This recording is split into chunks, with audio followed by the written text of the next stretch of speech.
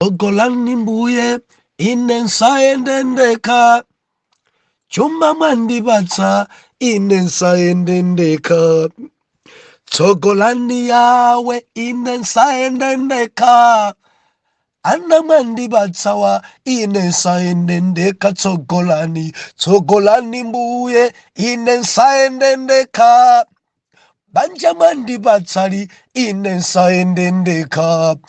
Otsogolani yawe ine nsaendendeka, zonse mwandibatsa ine nsaendendeka.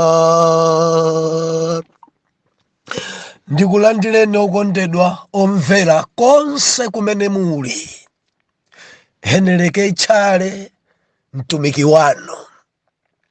Believer, lero pa 21 June 2023, sabutopiki Mzimu wosusuka. Mwana Mulungu, kudziko kuno kukuyenda chinzimu chosusuka, chinzimu chosakhurisidwa, chinzimu chachiweto. Mzimu ngoyipa kwambiri mzimu umenewu. Believer, tupitiliza kufukula Abrahamu ndi mbumba yake. Tuwerenga mawu a Mulungu Genesis chapter number 12 verse number 14. Podzadzaso ni minofu kwambiri. Tiwerenge limodzi. Mawu otsogolera Abrahamu atsikira ku Igupti. Verse 14. Ndipo panali pamene Abrahamu analowa mu Igupti, Aiguptu adaona kuti mkazi anali wokongola kwambiri. Ndipo akalonga acha Farao anamuona iye, namuyamikira iye kwa Farao. Ndipo anamuka ndi mkazi ku nyumba kwa Farao. Ndipo anamchitira Abrahamu bwino chifukwa cha iyeyo. Ndipo anali nazo nkhosa ndi ng'ombe ndi abulu ndi akapolo ndi adzakazi ndi abulu aakazi ndi ngamira.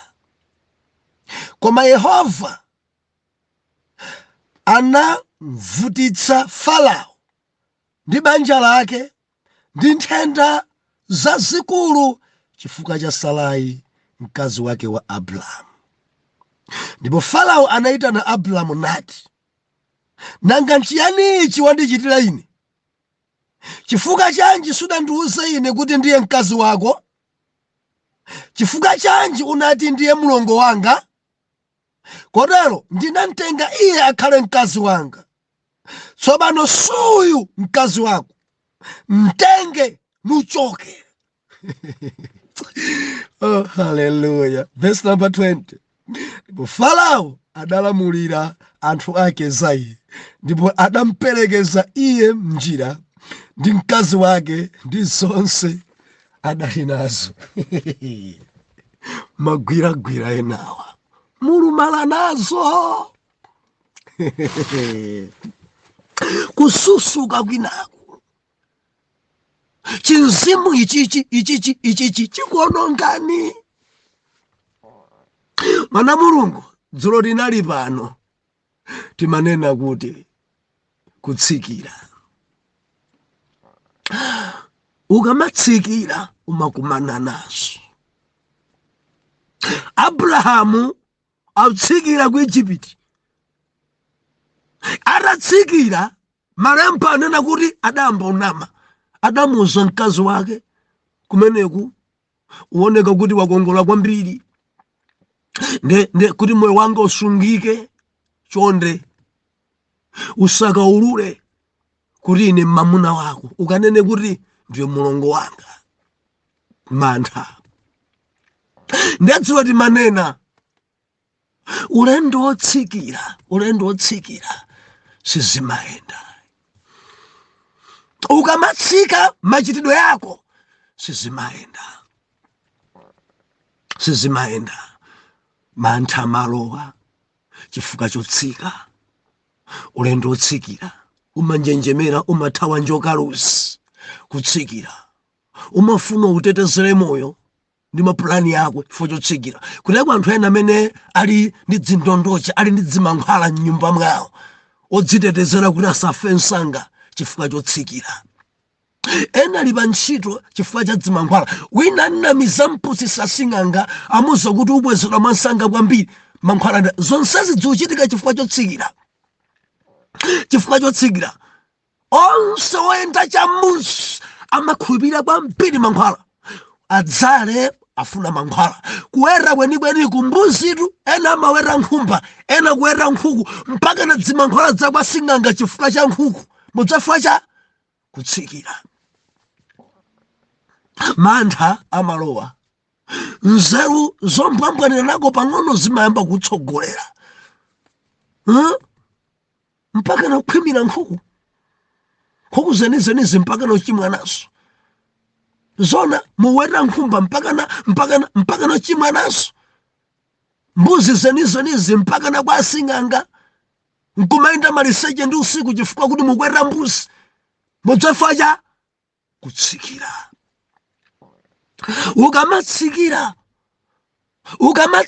Ukamatsika mantha makulu umachoka paja pamphamvu paja, umamba kuchita zako suyu tare mamona dzimene kuchita. Ukanene kuti ndine mulongo wako, dzikuoneka kuti kumene kwakhoza kandipha, unkelakonji upitirakonji bwanji osapitako. Ngati ukudziwa kuti kuli imfa unkelakonji. Haleluya. Ndetsulo Mulungu anatilankhula angati amene atsika. Mawerengedwe anu a Baibulo kodi dzili chonchi chabe? Kodi kusala kwanu kudya kwakale dzili chonchi chabe kapena dzatsika? Mukamapemphera inu ma intercession, mamawa, masana, madzulo, kodi dzikupitirira? Ndikunena pano ena dzidatsika. Zopembedzerazi ankakhala pamaondo, koma ndinena pano, ndinena pa dzuchitavuta. Ngakhale usiku dzuchitavuta. Mbanda kucha olopogona dzulephereka. Zonsezi bilifa tamvera kutsikira. And by mantha akulowa. Kenako udzayamba kunama, zotsatira zake umagwa. Kutsikira. Ndinako kutsimikizika mtima kuti Mulungu dzulo atilankhula mwamphamvu kwambiri. Ndipo alenso onerowe ine ndatsikiradi. Ndatsika sindikuchita ngati kale. Matsika mene munkatumikira kale simene mukutumikira leroyi. Matsika kwambiri mene munkapezekera pa gulupu ndi lero dzikuoneka kutsika kwambiri. Mudali mayi odalirika kwambiri kukwayala, koma pano dzikuoneka ndithu kuti mzimu wotsikira wakumamatirani. Intercessor wabwino, koma pano sidzikuyenda mzimu wotsikira.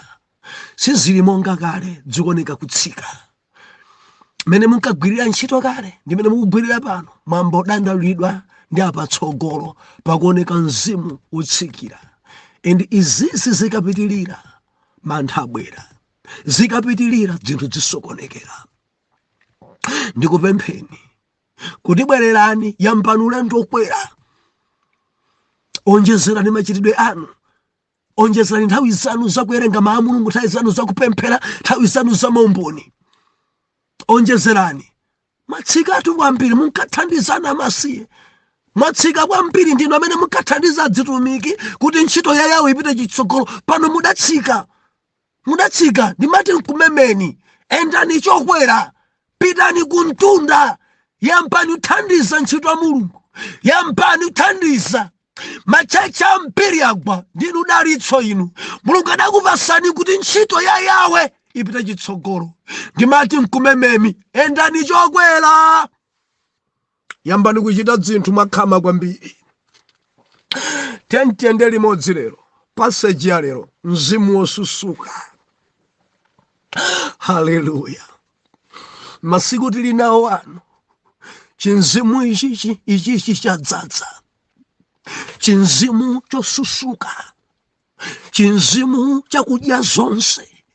Chinzimu chosakhulisidwa. Chinzimu chachilakolako.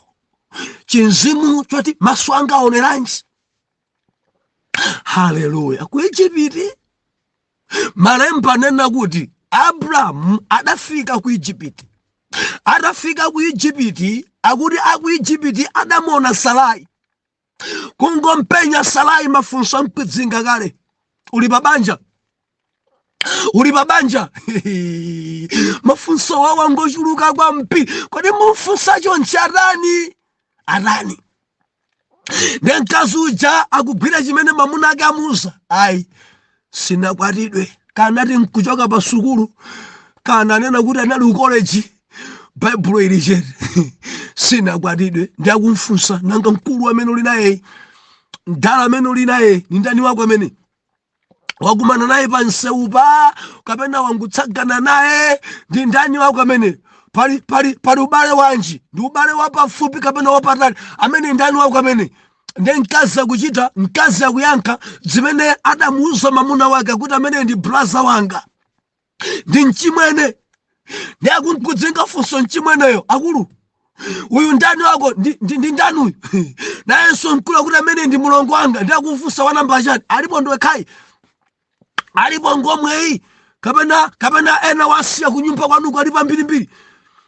Abraham malemba anena akuti pompo anyamara aku Igupti adamuyamikira Sarai, adamuyamikira biliva nkaso adali okongola kwa mpiri uyu, adamuyamikira mpaka na anyamara wankumari nkazi uyu mene akongoleramu kuti uyambe kumfunsira ukhale naye mfumu akhoza kukupha. Ndiyariye ndikamuza mfumu kuti kuli kanjole. Ndada tamanga nkamuza mfumu ku ofesi, bwana mdziko muno mabwera nkazi. Koma nkazi ngokongola kwa mpiri nkazi amene. Mabwera nkazi muno. Mabwera nkazi. Ne madalaja chifukwa cha chinzimu chosusuka. Chinzimu chosakurisidwa. Pompo aramva kwa bwera nkazi. Namwiranitsa mpaka naramona mkulu. Dovu chinzimu choipa chidamgwira kusirira muyang'ana pompo kumtengeraro. Malemba nakuti adanchitira zabwino Abraham chifukwa cha Sarai.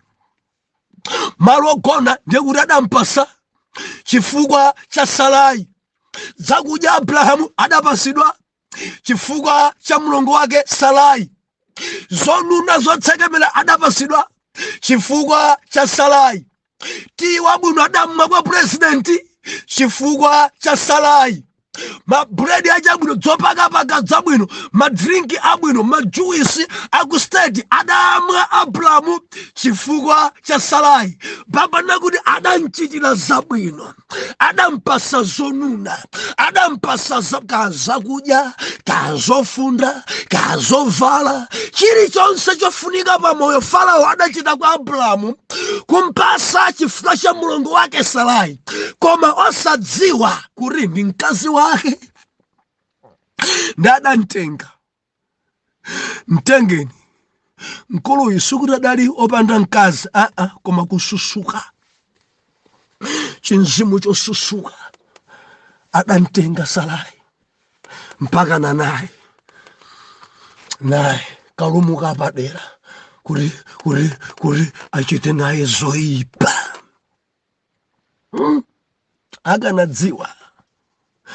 Akanadziwa sakadayerekesa. Malemba anena kuti Mulungu anagulula injini yake. Ndibwereze pamene pamuchita chondikhululukira chifukwa ndi chichewa chomveka chokhacho. Mulungu anagulula injini ya Farao. Mphamvu zonse zimene mamuna amakhala nazo pa mkazi zidatha. Kuyesayesa mene akadayethera thupi dazizira. Mzimu ngoyipa kwa mpiru. Bible nena kuti sikuzizira kwa thupi kokha komanso matenda. Padabwera matenda achilendo kudwala iyeyi osati yekhayi koma banja lake lonse. ngadadali ndi akasikala atatu, mkazi kudwala, uyu kudwala, iye kudwala, ana kudwala, matenda pa nyumba ponsepo, aliyense mangomva kuphwanya, aliyense omva kupereka, maka uyu wachinzimu chosusukayi ndi thupi lonse kuphwanya, kupereka, mutu kupereka, khuru kupereka, dzino kupereka, mimba kupereka, nsana kupereka, bondo kupereka, zalazi kupereka, maso akuwawa, pena paliponse nthupi kusokonekera Farao. Serious. Matenda adzidzidzi, madalamba obula, mtendere usowa usiku wonse ugona ulephera. Omvera, Mulungu tikumpembedzayi, Mulungu yuyu alibe chisokonezo. Amadziwa chiyero cha Sara, amadziwa chiyero cha Abraham, amadziwa kuti anawa ndidalonjeza mimba mwa Sarai mudzachoka fuko. Amadziwa zimene safuna kuti asokoneze mbewu. Adamgulula, adampha, adamdwazika, adamuonesa mbwadza. Mulungu amene timpembedza ibirifa ni Mulungu wopya. Mukuona kuchokera matenda, sakulola kuti mkazi wa mtumiki agonedwe ndi chimfumu choyipa.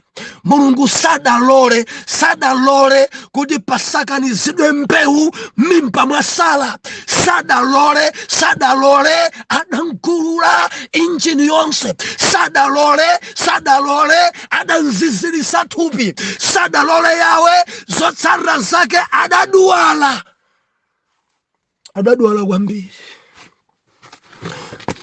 kwambiri. Ndikukamba ndiyena akudusaso mu nyengo za Farao. Ena si thupi aziziranso inu. Ndili ndifunso, simuda gwire mkazi wa Abrahamu. Ndifuna mulingalire bwinobwino. Mphamvu zanu sizidachepa inu. Ndikuti mwina simuda gwire, simuda silire mkazi wa Abraham. Mulungu ingopya kwambiri. Tikupembedza Mulungu wopya kwambiri. Hallelujah. Verse number 17. Koma Yehova anavutitsa Farao ndi banja lake ndi nthenda zazikulu chifukwa cha Sarai mkazi wake wa Abraham. Pamenepo verse 17. Yehova anadwazika. Ndimafuna ndilize pherere okondedwa omvera. Ndiangari anzimu wa Farao, ndiangari anzimu osakhurisidwa, ndiangari anzimu achilakolako. Samalani, matenda achilendo akhoza kuyamba chifukwa cha anthu amene mukuwasilira, chifukwa cha anthu amene mufuna kugonana nawo, chifukwa cha anthu amene mufuna kuwachitira chipongwe. Mwambamu akamulemekeza mkazi wina kuti mkazi uyuyu sadzagonedwa ndi aliyense koma mwamuna wake ekha. Mulungu amakhoza kukudwazika ngati ususamala akhoza kukupha. Ife tikuonera pa Farao akazakwa arani bwanji usilira Sarai, ulibe banja akazakwa Ijipitara. Ufunira njuyu Muhebiri arani ana mdziko mwako. Ufuna Muhebiri usokoneze mtundu. Mulungu sadalole. Ndimafuna ndinene kudziko Mulungu believer salola kuti chamanyazi chichitike pa Abraham, salola kuti chamanyazi chichitike pa atumiki, salola kuti choyipa chichitike pa ana ake. Ndikukamba ndiyena chinzimu cha Farao amasilira akazi abusa. Maso pyu ndi baibusa. Mamba kudyerera mpaka nakusowa mantha. nkumafunsira akazi abusa, nkulakalaka kugona ndi akazi a bishop. Chiwanda choyipa, chinzimu cha Farao, chinzimu chosakhurisidwa. Mufuna akazi abusanu, akazi anu ana, mpakana zinthu uperekedwa, mpakana inu mufuna gonana ndi akazi abusa. Ambiri ya chinzimu ichi Mulungu adadwazika, ambiri ya chinzimu ichi Mulungu adazizirisa thupi, ambiri ya chinzimu ichi Mulungu adadwazika banja lawo lonse. Ndimati ndifunse, simukudwala inu? Simudwala inu? Heda ukambira na akuluakulu, abusa chamkazo chadampezerera, kamkazi kabwino, amwene maibusa chama nditenga moyo kwambiri. Zona zikutherani bwino ino? Akazonsa kudziko kumaso piriwiri pa akazi abusa. Dziwenda chinzimu cha Farao, maso ano piriwiri pa akazi abusanu, akazi a bishop. Kuyang'ana akazi a bishop osagona sikonso mangu alingalira zimene zizapangisa ena kudwala. Ndimafuna ndinene, Yesu adanena kuti kungumuyang'ana mkazi ndi kumkhumbira, wathana naye kuchita naye za chigololo, wapanga tchimo la chigololo koma ya mganizo. Amene muli ndi chinzimu ichi chatonderonde chachiwetochiwetochi, matenda amakhoza kuyamba mthupi mwanu, matenda opanda mayina. Kupita kuchipatala kukuyesa sitikupezamo matenda, koma matenda ali mkatimo a chinzimu chosakhurisidwa, chinzimu chosusuka. Mpakana utalapa utagonja kuti udasilira akazi a bishop.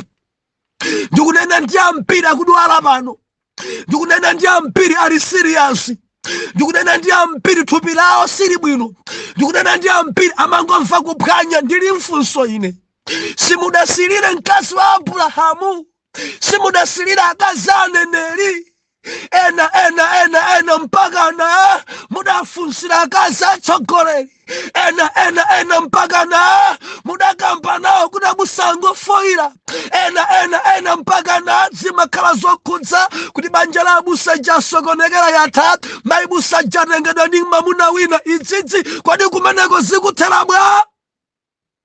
Ambiri asokoneza tsogolo, ambiri ntchito zidatha, ambiri chuma chidasokonekera. Yehova adavutitsa chuma chawo, Yehova adavutitsa banja lawo, Yehova adavutitsa thupi lawo, zotsatira zake zambiri zidasokonekera. Farao chisomo chidampeza chifukwa Mulungu adamulankhula kuti matendawa sachoka mpaka nompereke mkazi wa mwini. Banjo ufuna kugonana ndi mkazi amene sali wako, banjo gwiragwira mkazi amene sali wako.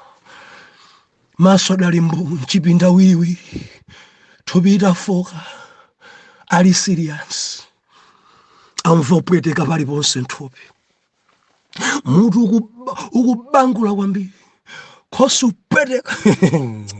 ya kuru dzino Mulungu ngopya. Kodi matenda anjo kuti thupi yanga yonse pweteka? Funso langa, simudasilira inu? Mulibe chikhumbokhumbo chofuna kugonana ndi odzozedwa? Dziko kunonso kwadzadza azimayi osilira azitumiki.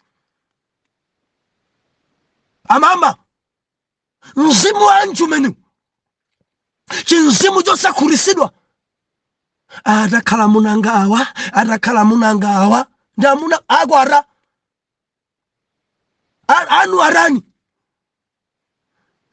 Mzimu osusuka, mzimu oyipa, mzimu umaononga zinthu. Azimayi angati akudwala zimatenda kuchokera kwa zosadzisiwa, chinzimu chosilira azitumiki, chinzimu chosakhurisidwa, chinzimu cha Farao. Akuongoleranji? Adakuongola kwambiri, ndithane naye. Ndiye chani zimenezi? Haleluya. Chinzimu chichikakugwira umalakalaka munthu amene akulalikira utagona naye. utagona naye wina tsogola phunsa mawu Mulungu bwino kwambiri moti udzimva mkati mwako ameni chiwanda chimadza kugwira banja atakhala munanga mene akuswera uthengawo azina kuti akazawo ndineyo chinzimu chosusuka wina akuimba kwaya modalisa kwambiri pamene wina akwamponserera mzimayi wina ngodzipereka amapemphera kwambiri Mulungu amagwiritsa ntchito kwambiri ntchalichi pamene chinzibambo china chikulingalira atakhala mkazi anga ameneyi mene akuyimbiramu mene akupemphereramu amene atakhala wanga ndikuti dziko lonse likhoza kundimvetsa ndili chinkazi chiphona chakupemphera chinzimu chosusuka chachifalaufalawu izi zisaononga izi ambiri adwala biliva ndilizakwerere ambiri ali mmatenda pano chifukwa chakusilira akazaeni ambiri akudwala pano chifukwa chosilira amuna eni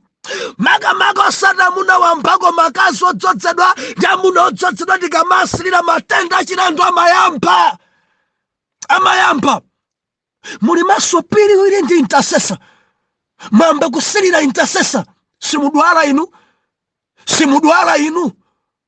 intercessor ndi munthu woti mungansilire woti muchite naye zopusa intercessor mpaka na mwamba kunjerera maso ali mbanja kale ali mmamuna kale mwamba kamba naye zosakhala bwino kodi simudwala inu azibambo ambiri odandaula thupi langa lafa thupi langa laonongeka azimayi ambiri odandaula thupi langa sili bwino ena manena kuti mafeelings anga adatha onse ndimafuna ndifunse simudasilire kale odzozedwa simudasilire zafa bwanji chikhumbokhumbo chanu chidatha bwa tafufudzani pa moyo wanu wadzadza kudziko kusakhutitsidwa siketi iliyonse akayiona ayilondole mpaka nathane naye ndimati ndinene akazi okongola alipo adzakhalapo endi sadzathayi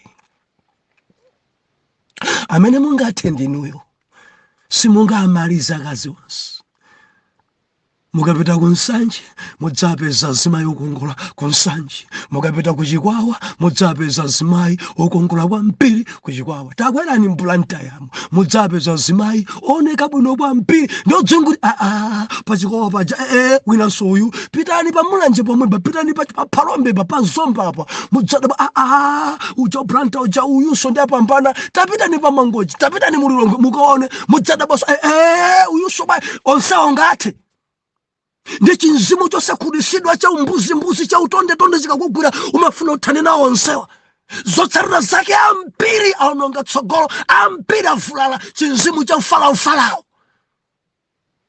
tapitani kunja mukaona pitani pa Johannesburg pitani mukaona ndiye muchokepo mpumupitenso mukafike apo pa Naizina pitani mukaone pa Durban azimayi okha kwadunga amalize chiwanda cha mtundu wanji chimenechi eno mangunyoza akaza kudziko kuno kuli akazi inu ndi chani panja inu chinzimu choipa kunyoza mkazi ako kuti ndi panja adakupasa ndani mkazi amene chinzimu chachilakolako chinzimu choipa akazi amasiyana akazi onse ngofanana kungoti wina amakhala wamtali wina wamfupi wina ngonenepa wina ingocheperako thupi winayi ngoyera wina ngwakuda koma chilengedwe chonse cha azimayi nchofanana koma chinzimu cha chiweto chikakugwira umafuna ugone ndi uyo zotsatira zake ambiri adwala ambuye atithandize nyangata amene ndikulankhula nawo ndivomereza abusa ine ndi mmodzi amene ndakumana nazo ndi thupi langa azizira wina umasilira akwa amastala ena kusilira kwa amistesi ena mumasilira akulu ampingo ena kusilira akazi akulu ampingo ndimati ndinene ena wandi Abrahamu akazi awo kumwamba amatetezera ukasilirabe uwononga thupi lako uwononga azimayi ena Mulungu amalemekeza ka chinzimu chogwira ka chinzimu chachikakugwira uvulala. Tisane pamene pabwanje kufika nanso mawa tikupitiriza kufuko la Abrahamu. Atate ndikupemphera kuti chinzimu cha utonde out mwa mwana wanu, chinzimu chosakhutitsidwa out mwa mwana wanu, chinzimu chosilira out mwa mwana wanu. Muyikireni mzimu wokhutitsidwa ndi mkazi wake ndi mamuna wake, chinzimu cha ufarao out. M'dzina la Yesu oyera mtima tiyankhe kuti amen and amen.